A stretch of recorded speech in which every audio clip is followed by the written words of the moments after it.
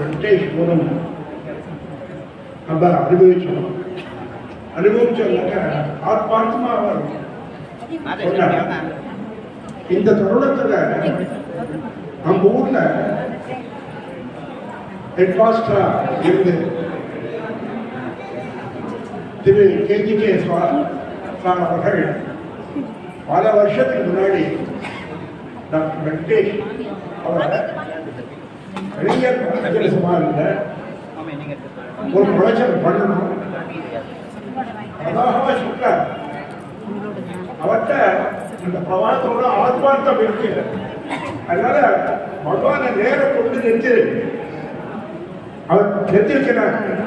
அதனால பக்தா எல்லாரும் அவருடைய உபன்யாசத்தை கேட்கணும் அப்படிங்கிறத ஒரு நல்ல தீர்க்கதர்சி KGK சார்.